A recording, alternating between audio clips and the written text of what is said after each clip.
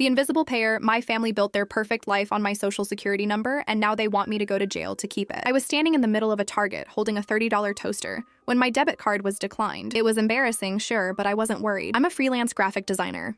I keep a tight budget, and I knew for a fact I had $3,000 in that account. I tried it again. Declined. I pulled up my banking app, expecting a glitch. Instead, I saw a balance of negative $1,200. My breath hitched. I scrolled through the transactions. There were hundreds of small charges from a boutique in my hometown, a place 4 hours away. But the biggest hit was a $3,000 withdrawal made at a physical branch teller window. I left the toaster on a random shelf and walked out of the store, my ears ringing. I called the bank immediately. "I need to report a theft," I said, my voice shaking. The woman on the other end was silent for a second after looking up the withdrawal. "Ms. Miller, the withdrawal was made yesterday at the branch in Oak Creek." The teller verified the ID. It was a primary account holder. "I was in Chicago yesterday," I said. "I have receipts. I was at a client meeting." "The person had your physical ID card and the secondary PIN," she replied. I felt the world tilt. There were only 2 people in the world who had ever had access to my secondary PIN, my mother and my younger sister, Sophie. My mother had helped me set up the account when I was 18, and I'd never thought to change it. "Because you're supposed to trust your mother." I didn't call the police. I called my mom. She didn't answer. I called Sophie. She picked up on the 3rd ring, her voice sounding breathless and cheerful. "Hey, Beth, I was just about to call you. Did you see the news? I finally got that apartment downtown." "Sophie," I said, my voice sounding like it was coming from underwater. "Did you go to the bank yesterday?" The silence on the other end was heavy. It wasn't the silence of confusion. It was the silence of someone calculating a lie. "Mom said you wouldn't mind," Sophie finally whispered. "It was just for the deposit and the first month's rent. My credit is shot because of the car loan, and they wouldn't let me move in without a massive cash up front. Mom said you had plenty saved up and that we'd pay you back by Christmas." "You stole $3,000 from me, Sophie. That was my tax money. That was my rent." "It's not stealing if it's family," she snapped, her tone shifting instantly from guilty to defensive. "You always act like you're so much better than us because you have your life together. We're struggling, Beth. Mom's car broke down and I was going to be homeless. You have a cushy job. You don't know what it's like." I hung up. I couldn't listen to the justification. I spent the next 4 hours driving to Oak Creek. I didn't go to Sophie's new apartment. I went to my mother's house. When I walked in, my mother was sitting at the kitchen table scrolling through her phone. She didn't look up. "I told Sophie not to take it all at once," she said, as if she were talking about a plate of cookies. "But she was desperate, Beth. You know how she is. You gave her my ID, Mom. You kept my old driver's license from when I moved, and you gave it to her to go into a bank and pretend to be me." My mother finally looked at me. There was no apology in her eyes, only a cold, hard resentment. "You've always been the lucky one. Things come easy to you. Sophie needs a win. If you report this, you'll destroy her future. She'll have a criminal record. Is that what you want? To put your sister in jail over $3,000? It's not just the money," I said, my voice cracking. "It's the fact that you both looked at my life, my hard work, and decided it was yours to take. We're a family, Beth. What's yours is ours. That's how we've always survived." I looked around the kitchen, at the new appliances I hadn't noticed before, at the designer rug under the table. I realized then that the $3,000 was just the tip of the iceberg. I walked over to the mail pile on the counter.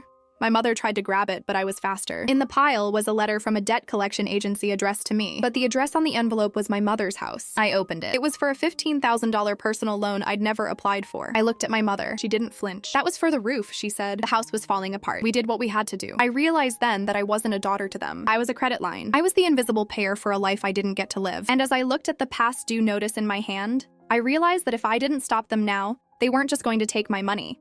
They were going to take my freedom. "I'm going to the police," I said. My mother stood up, her face twisting into something unrecognizable. "If you do that, Beth, I will tell them you authorized everything. I will tell them you're trying to frame us because you're spiteful. Who do you think they'll believe? A stable daughter or a mother trying to save her family?" I walked out of the house, the letter clutched in my hand. I had no money, a ruined credit score, and a family that was ready to perjure themselves to keep me under their thumb. I got into my car and started the engine. I didn't know where I was going, but I knew one thing. The girl who used to be nice died in that kitchen. The audit was beginning, and I was going to be the one to sign the final bill. I spent the night in the parking lot of a 24-hour pancake house, halfway between my mother's house and my life in Chicago. I couldn't go back to my apartment. I felt like a ghost haunting my own skin. Every time my phone buzzed with a notification, an email, a news alert, I flinched, terrified it was another past due notice or a confirmation for a purchase I hadn't made. At 8:00 a.m., I went to a local library and used their public computer. I needed to see the full wreckage. I pulled my credit report from all 3 bureaus. As the pages loaded, I had to look away for a second, my heart drumming a frantic rhythm against my ribs. When I finally looked, I stopped breathing. It wasn't just a $15,000 personal loan. There were 5 credit cards, all opened in the last 3 years. One for a high-end department store, another for a furniture outlet, and 3 major bank cards. All of them were maxed out. All of them had Beth Miller as the primary holder, but the killing blow was at the very bottom of the report, an inquiry for a mortgage. Not a potential inquiry, but a closed, active loan for a property in a town I'd never heard of. Grand Ridge. I sat there, staring at the screen until the library's overhead. Lights seemed to blur into white streaks. I'm a graphic designer. I make a decent living, but I'm nowhere near the income bracket required to carry 2 loans, 5 credit cards, and a mortgage. The only way the banks had approved this was through a massive, coordinated effort of forgery. I spent the next 4 hours printing every document. The paper trail was a map of my family's greed. They hadn't just used my name. They had built a parallel version of me. This shadow Beth lived at my mother's house, worked at a fake consultancy firm my mother had registered as an LLC in my name, and apparently had a much more expensive taste in shoes than I did. I didn't call my mother. I knew the script by heart now. Family helps family. You're being selfish. It's just paper. Instead, I drove to Grand Ridge. It was a 90-minute drive into the rural outskirts of the state. I found the address from the mortgage filing, 412 Sycamore Lane. I expected to find a rental property or a flip. What I found was a small, charming cottage with a for rent sign in the window and a contact number I recognized instantly. It was Sophie's cell phone. I parked across the street, my hands shaking so hard I had to tuck them under my arms. My sister wasn't just using my credit to buy things. She was using my identity to become a landlord. She was collecting rent on a property I was legally responsible for, using my name to shield herself from the taxes and the liability. I called the number on the sign. Hello, interested in the cottage? Sophie's voice was bright, professional, the voice she used when she wanted something. How much is the rent, Sophie? I asked. The line went silent. I could almost hear the gears turning, the panic setting in as she realized I'd tracked her down. Beth, what are you doing calling this number? I'm looking at my house, Sophie. The one you bought in my name. The one I'm currently $30,000 in debt for because of the down payment loan you took out. It's an investment, she hissed, her voice dropping to a low, jagged whisper. Mom and I talked about it. We were going to build a portfolio. In 5 years, we were going to sell it and give you a cut. We were trying to help you, Beth. You're always complaining about how hard it is to be a freelancer. We were building you a retirement fund. By ruining my present, I shouted. I can't even buy a toaster, Sophie. I can't pay my rent in Chicago because you walked into a bank with my old ID and stole my tax savings. You're being so small-minded, she said, and I could hear the genuine disdain in her voice. This is how people get ahead. You think everyone plays by the rules? You're just mad because you didn't think of it first. Mom is right. You're spiteful. I'm calling the bank, Sophie. And then I'm calling the police in Grand Ridge. I'm reporting the house as a fraudulent purchase. If you do that, the bank will seize the house, Sophie said, her voice turning cold and manipulative. And guess who they'll sue for the difference? You. Your name is on the deed. If you report it as fraud now, you're admitting you didn't have oversight of your own finances. They'll come after you for negligence. Mom already checked with a friend who's a paralegal. You're trapped, Beth. Either you play along and let us manage the property, or you go down with us. She hung up. I sat in my car looking at the for rent sign. I realized then that they had planned this perfectly. They hadn't just stolen my name, they had built a cage out of it. If I fought back, I risked a legal battle that could last years and cost more than the house was worth. If I stayed silent, I was an accomplice to my own destruction. But Sophie had made one mistake. She assumed I was as afraid of the rules as she was. She thought I cared about the family reputation as much as my mother did. I pulled out my phone and did something I should have done years ago. I didn't call the police. I didn't call the bank. I called a private investigator. I'd found online a guy who specialized in white-collar family disputes. My name is Beth Miller, I said when he picked up. I need someone to find out exactly who signed the notary papers for a mortgage at 412 Sycamore Lane, and I need to know whose bank account the rent checks from that property are actually being deposited into. That's a heavy lift, Ms. Miller, the man said. That kind of information isn't easy to get. I don't need it to be easy, I said, looking at the cottage. I just need it to be true. Because my family thinks they've built a house of cards in my name, and I'm about to show them what happens when you blow the whole thing down. I drove away from Grand Ridge, but I didn't go back to Chicago. I went to a small-town motel, paid in cash, and started a spreadsheet. If they wanted to play business, fine. I was going to give them an audit they would never forget. But as I worked through the night, a new realization hit me. If Sophie and Mom were this bold, they weren't just using me. I remembered my Aunt Martha's unexpected medical bills from last year. I remembered the scholarship my cousin supposedly lost. I wasn't the only one they were harvesting. I was just the only one who had noticed. The first sign that the war had shifted came from my Aunt Martha. I was sitting in my motel room, surrounded by printed bank statements and a half-eaten sandwich, when my phone erupted. It wasn't a call, but a barrage of messages in the family group chat, a digital space I usually muted because of the constant stream of Sophie's wins and my mother's inspirational quotes. Beth, honey, we are all so worried about you. Aunt Martha wrote, your mother told us about the episode you had at her house. Please, just come home. We can get you the help you need. Stress does terrible things to the mind. My blood turned to ice. I scrolled up. My mother had posted a long, tearful paragraph an hour earlier. She described me coming to her house delusional, claiming that people were stealing from me, and screaming about houses that didn't exist. She hinted at a history of instability I'd supposedly been hiding in Chicago. She even mentioned that she was looking into medical guardianship to protect me from myself. It was a masterstroke of gaslighting. By labeling me unstable, She wasn't just defending herself. She was preemptively discrediting any evidence I brought forward. If I went to the police now, she'd point to this public concern from the family as proof that I was suffering from a breakdown. I didn't reply. I knew that in the world of family drama, any response is viewed as agitation. Instead, I called the private investigator, a man named Elias, who sounded like he'd spent 30 years smoking in a basement. Elias, they're moving, I said. My mom is trying to paint me as mentally incompetent. She's trying to get guardianship. Oldest trick in the book for family fraud.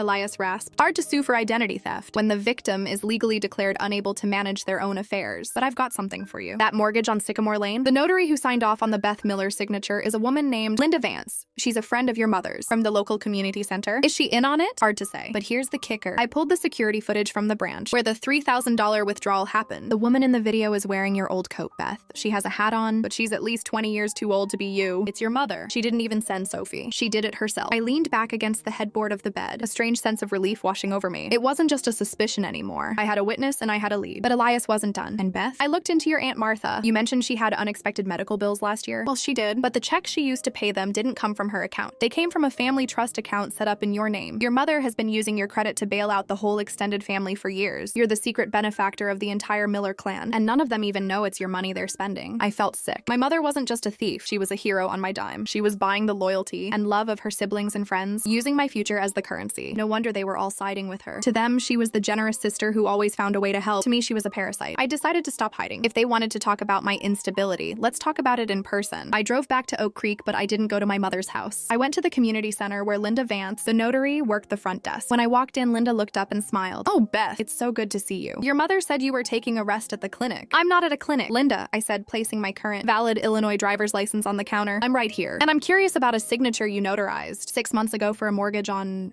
Sycamore Lane. Linda's smile faltered. She looked at my ID, then back at me. Your mother brought you in. You were wearing that green scarf. I haven't been in Oak Creek for a year. Linda, whoever my mother brought in wasn't me. And since you're a notary, you know that failing to verify a physical ID in person is a felony. It loses you your commission, and it makes you liable for the fraud. Linda turned a shade of gray that matched the linoleum floor. She said you were shy, that you had a sore throat and couldn't talk. She had your birth certificate. She had a piece of paper. She didn't have me. I leaned in, my voice low and steady. I'm filing a police report tomorrow. I can name you as a co-conspirator, or I can name you as a witness who was misled by a friend. If you want to be a witness, I need a signed statement from you right now, detailing exactly how Elena Miller tricked you into signing those papers. Linda started to cry. It wasn't the dramatic, manipulative sobbing of my mother. It was the terrified weeping of a woman who realized she'd been used to commit a crime. She grabbed a piece of stationery and started writing. As I waited, my phone buzzed again. It was a call from my mother. I answered it this time. Bethany Ann, where are you? She demanded, her voice thick with fake concern. The doctor is waiting at the house. We just want to talk. I'm at the community center, Mom, I said, watching Linda's hand shake as she wrote her confession. I'm just finishing up some paperwork with Linda. She sends her best. By the way, she's very sorry about the misunderstanding with the mortgage. The silence on the other end of the line was absolute. For the first time in my life, I had the upper hand. The stable daughter was gone, and the delusional one was holding a signed confession. You wouldn't, my mother whispered. The mask of the doting parent finally slipping away to reveal the predator beneath. You'd destroy our lives over a house? Over a few dollars? It's not a few dollars, Mom. It's my life. And I'm not destroying it. I'm auditing it. I'll see you at the house. Bring Sophie. I want everyone there for the final balance. I hung up and took the paper from Linda. I had the witness. I had the video evidence Elias was securing. Now I just needed the courage to walk into a room full of people who had been taught to hate me and tell them the truth. But as I walked to my car, I saw Sophie's car pull into the lot. She didn't look like a successful new tenant. She looked desperate. She jumped out of the car, eyes red-rimmed. Beth, wait! She screamed. Don't do it! Please! Mom! She didn't tell you everything. It's not just the house. There's something else, something she did in your name 10 years ago. If you go to the police, it won't just be a fraud charge. It'll be much worse. I froze. What did she do, Sophie? She didn't just use your credit, Sophie sobbed. She used your identity for something involving Dad's life insurance, something that was supposed to go to you. The hole in my life just got a lot deeper. Sophie was shaking so hard she had to lean against a brick wall of the community center. The successful apartment dweller persona had vanished, replaced by the same terrified girl who used to hide in my room when our parents fought. What did she do with the life insurance, Sophie? I asked, my voice as cold as the wind whipping through the parking lot. Dad died 12 years ago. I was 17. Mom told me there was no policy. She said he'd let it lapse because of the medical bills. She lied, Sophie whispered, wiping her nose with her sleeve. There was a policy. $200,000, but it was in a trust for you. Beth, it was supposed to pay for your college, your first home, everything. Dad didn't trust Mom with money. Even then, he knew. I felt a physical pain in my chest, a sharp, stabbing reminder of the father I'd lost and the mother I thought I had. How did she get to it? She forged the guardianship papers before you turned 18, Sophie explained. the words tumbling out in a rush of guilt. She used your name to open a joint account, then she borrowed from it, then she drained it. When you went to college on those private loans she helped you sign for, those were the loans she took out in your name to replace the money she'd already spent. You've been paying interest on your own inheritance for a decade, Beth. I couldn't breathe. Every late night at the studio, every meal of ramen, every time I'd felt guilty for not being able to send my mother more money, it was all based on a lie so profound it made my head spin. I wasn't just the stable daughter. I was the primary source of income for a decade-long fraud. Why are you telling me this now? I asked. Because the insurance company flagged the final payout last week, Sophie said, her eyes wide with terror. There was a small residual balance, and they sent a letter to your old address, the one Mom still uses for your mail. They want a verified signature and a video call to close the account. Mom tried to get me to do the call. She wanted me to wear a wig, Beth. She wanted me to pretend to be you on camera. I can't do it. I'm a mess, but I'm not. I can't go to federal prison for her. I looked at my sister. For the first time, I didn't see a rival or a parasite. I saw another victim. Mom had used me for my credit, but she had used Sophie as her apprentice in crime. Go home, Sophie, I said. Go to the house. Tell Mom I'm coming. Tell her to have the insurance papers on the table. If she tries to hide them, I'm calling the FBI, not the local cops. Tell her the delusional daughter has the notary's confession in her pocket. I didn't wait for her to reply. I got into my car and called Elias, the private investigator. Elias, I need you to pivot, I said. Forget the mortgage for a second. I need the records for the Metropolitan Life policy under David Miller. I need to know who the beneficiary was and when the funds were dispersed. I'm already on it, Elias said, his voice sounding uncharacteristically grim. I found something else while you were talking to the notary. That fake consultancy firm your mom set up in your name, it wasn't just for credit applications. She's been using it to funnel consulting fees from local businesses. It looks like a kickback scheme. Bet. She's been using your name to hide money for the very people she's supposed to be helping at the community center. My mother wasn't just a thief. She was a fixer, a small-town power broker who used my clean reputation as the laundry for her dirty deals. I drove to my mother's house. The sun was setting, casting long, ugly shadows across the neighborhood I'd grown up in. As I pulled into the driveway, I saw the lights were all on. Sophie's car was there. Aunt Martha's car was there. Even Uncle Joe's truck. The intervention was still on. They were waiting for me, huddled together like a pack of wolves protecting the den. I walked in without knocking. The living room was full. My mother sat in her armchair, a tissue in her hand, looking every bit the grieving, worried parent. Aunt Martha stood up immediately, her face set in a mask of stern concern. Bethany, thank God you're here, Martha said. We've called a specialist. We're going to get you a full evaluation. Your mother told us about the things you've been saying. About the insurance? Shut up, Martha, I said, my voice echoing in the quiet room. The room gasped. In my family, you didn't tell an elder to shut up. I have a signed confession from Linda Vance, I said, holding up the paper. I have the security footage of Mom at the bank in my coat. And I have the contact information for the federal investigator looking into the Metropolitan Life fraud. I turned to my mother, who hadn't moved. She was still holding the tissue, but her eyes were cold, calculating. Where is the money, Mom? I asked. Where is the $200,000 Dad left for me? I spent it on you, she screamed, finally breaking her silence. I spent it on your braces, your clothes, the roof over your head. Do you think raising a child is free? I sacrificed my whole life for you, and you come in here counting pennies? Braces don't cost $200,000, Mom. And neither does a roof. You spent it on Sophie's cars. You spent it on Uncle Joe's business that went bust. You spent it on Martha's medical bills that were actually credit card debts from her shopping addiction. The room went silent. Aunt Martha looked at the floor. Uncle Joe shifted uncomfortably. You used me to buy their love, I said, the realization finally landing with full weight. You didn't want a daughter. You wanted a trust fund with a face. And when that ran out, you started harvesting my credit. You turned me into a ghost so you could keep playing the hero. You have no proof, my mother whispered. I have the audit, Mom. And I have the video call scheduled for tomorrow morning with the insurance company. They're expecting Beth Miller, and I'm going to give her to them. But I'm going to tell them that the person who's been managing the account for the last 12 years is a fraud. I looked at the family members gathered in the room. All of you. Every one of you who took a gift from her in the last decade, that was my money. That was my retirement. That was my peace of mind. You can either leave this house right now and stay out of the legal fallout, or you can stay and be named as beneficiaries of a criminal enterprise.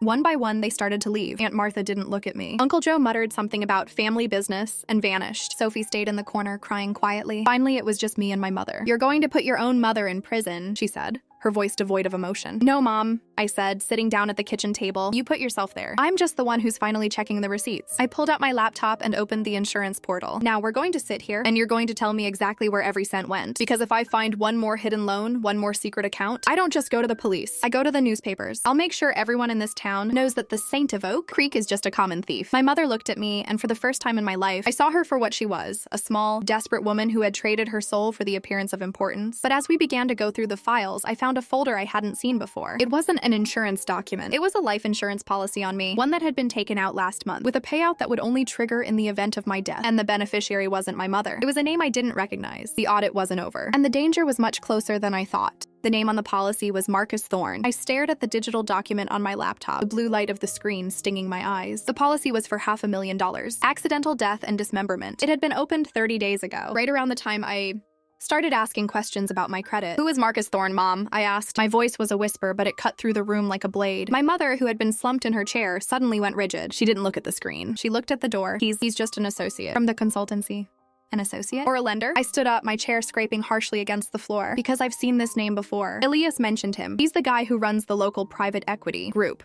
The one that's really a predatory loan sharking operation. You owe him money, don't you? The silence that followed was the loudest thing I'd ever heard. The roof wasn't $15,000, I said, the pieces clicking into place with a sickening thud. You lost money, didn't you? You didn't just spend my inheritance. You gambled it, or you invested in one of Uncle Joe's sure things, and it went south. You got into debt with Marcus Thorne, and when you couldn't pay him back with my credit cards anymore, you gave him me. It wasn't like that, my mother cried, finally losing her composure. He was going to take the house, Beth. He was going to hurt Sophie. He said if I took out the policy and named him as the beneficiary, he'd give me another year to pay off the balance. He said it was just collateral. Collateral for what, Mom? For my life? I felt a surge of cold, pure adrenaline. You signed a document that gives a violent criminal a $500,000 reason for me to have an accident. You didn't just steal my past. You've put a price tag on my future. I grabbed my laptop and my bag. I needed to get out of that house. If Marcus Thorne was involved, this wasn't a family argument anymore. This was a crime scene waiting to happen. Where are you going? My mother screamed, reaching for my arm. I'm going to the one place where your guardianship. Lies don't mean a thing, I said, shaking her off. I'm going to the district attorney's office, and I'm calling Elias to give him Thorne's name. I ran to my car, my heart hammering against my ribs. As I pulled out of the driveway,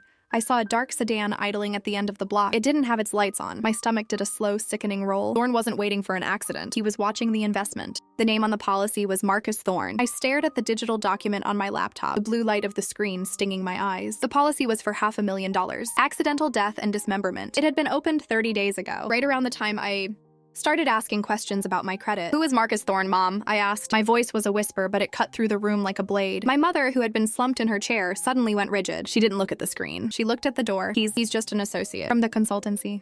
An associate? Or a lender? I stood up, my chair scraping harshly against the floor. Because I've seen this name before. Elias mentioned him. He's the guy who runs the local private equity group. The one that's really a predatory loan sharking operation. You owe him money, don't you? The silence that followed was the loudest thing I'd ever heard. The roof wasn't $15,000, I said, the pieces clicking into place with a sickening thud. You lost money, didn't you? You didn't just spend my inheritance. You gambled it, or you invested in one of Uncle Joe's sure things, and it went south. You got into debt with Marcus Thorne, and when you couldn't pay him back with my credit cards anymore, you gave him me. It wasn't like that, my mother cried, finally losing her composure. He was going to take the house, Beth. He was going to hurt Sophie. He said if I took out the policy and named him as the beneficiary, he'd give me another year to pay off the balance. He said it was just collateral. Collateral for what, Mom? For my life? I felt a surge of cold, pure adrenaline. You signed a document that gives a violent criminal a $500,000 reason for me to have an accident. You didn't just steal my past. You've put a price tag on my future. I grabbed my laptop and my bag. I needed to get out of that house. If Marcus Thorne was involved, this wasn't a family argument anymore. This was a crime scene waiting to happen. Where are you going? My mother screamed, reaching for my arm. I'm going to the one place where your guardianship. Lies don't mean a thing, I said, shaking her off. I'm going to the district attorney's office, and I'm calling Elias to give him Thorne's name. I ran to my car, my heart hammering against my ribs. As I pulled out of the driveway, I saw a dark sedan idling at the end of the block. It didn't have its lights on. My stomach did a slow, sickening roll. Thorne wasn't waiting for an accident. He was watching the investment. Take pictures of every page, I commanded. Send them to the email address I just texted you, then get out of the house. Go to Aunt Martha's. She's too scared to be part of this now. She'll hide you. As the images started hitting my inbox, I felt the final piece of the cage shatter. My mother thought she was untouchable because she knew everyone's secrets. She thought I was the weak link because I was stable. She forgot that stable things are the hardest to break. I sent the files to Elias and the detective. At 3:00 a.m., my motel room door was kicked in. I wasn't in the bed. I was standing in the corner, the heavy glass base of a lamp in my hand. Two men stepped into the room. Neither of them was Thorne, but they had the look of men who did his dirty work. "Ms. Miller," one said, his voice a low growl. "We just want to talk about the files." "The files are already with the district attorney," I said, my voice steady despite the terror vibrating through my marrow. "And with the local news. If I don't check in with my investigator in the next 10 minutes, a preset email goes out to every major outlet in the state. You can kill me, but you'll be doing it on live television." The men hesitated. They weren't paid to be famous. They were paid to be ghosts. "Your mother sent us to secure you," the other one said. "She said you were having a breakdown. She wanted us to take you to a facility out of state." "The facility is called a kidnapping," I said. "And the police are already on their way. I called them the second you pulled into the lot." Sirens wailed in the distance. Real this time, not a memory. The men looked at each other, then at me. They turned and bolted. I fell to my knees, the lamp base clattering to the floor. I was alive, but the woman who had birthed me had just tried to have me disappeared to save a ledger of bribes. The audit was over. Now it was time for the sentencing. The arrest of Elena Miller didn't happen in the dark of night. I made sure of that. 3 days after the men broke into my motel room, I stood on the sidewalk across from my childhood home. I wasn't alone. Detective Miller was there, along with 2 agents from the State Bureau of Investigation. Behind them, a news van from the city sat idling, its satellite dish pointed at the sky. I had given the DA everything. The ledger Sophie had photographed, the insurance policy Marcus Thorne held, and the signed confession from Linda Vance. The Saint of Oak Creek was about to have her halo removed in front of the entire neighborhood. When they led my mother out in handcuffs, she didn't scream or cry. She looked at me with a cold, terrifying clarity. "You think you've won, Bethany?" she said, her voice carrying across the quiet street. "You've destroyed the only people who ever cared about you. You're going to be alone in that big, empty life of yours. And you'll always know that you were the one who put your mother in a cage." "No, Mom," I said, stepping closer until I could see the fine lines of age and bitterness on her face. "I didn't put you in a cage. I just stopped paying the rent for the one you built yourself." The fallout was a tidal wave that swept through Oak Creek. The ledger didn't just implicate my mother. It brought down 2 town council members, a deputy sheriff, and the manager of the local bank branch who had looked the other way for years. Marcus Thorne was arrested on racketeering and attempted kidnapping charges. The invisible payer had finally become visible, and the system she had fed for a decade couldn't survive the light. The legal process was a grueling marathon. Because the fraud was so extensive, I had to testify in 3 different trials over the next year. I had to sit in witness boxes and explain over and over again how my own mother had harvested my identity like a crop. I had to watch Aunt Martha plead guilty to tax evasion and Uncle Joe lose his shop to pay back the loans my mother had funneled to him. The hardest part wasn't the courtrooms. It was the silence that followed. My family vanished. Sophie took a plea deal, probation and community service in exchange for her testimony. She moved to another state, and though we text occasionally, the bridge between us is burnt to the waterline. She reminds me too much of the girl I used to be, and I remind her too much of the crimes she almost committed. My mother was sentenced to 8 years in a state facility for fraud, racketeering, and conspiracy. I haven't visited her, I don't plan to. 6 months after the sentencing, I sat in a small office in downtown Chicago. I was meeting with a specialist who dealt with identity restoration. "It's a clean break, Ms. Miller," the consultant said, sliding a thick folder across the desk. "The federal court order has cleared all the fraudulent accounts. The mortgage in Grand Ridge has been liquidated, and the proceeds were used to settle the remaining tax liens. Your credit score is back in the high 700s. For all intents and purposes, the shadow Beth is dead." I looked at the papers. For the first time in my adult life, I didn't owe a cent to anyone. I wasn't a secret benefactor. I wasn't a laundromat for a corrupt town. I was just Beth Miller, a graphic designer with a bank balance of exactly $4,000 and a future that belonged entirely to me.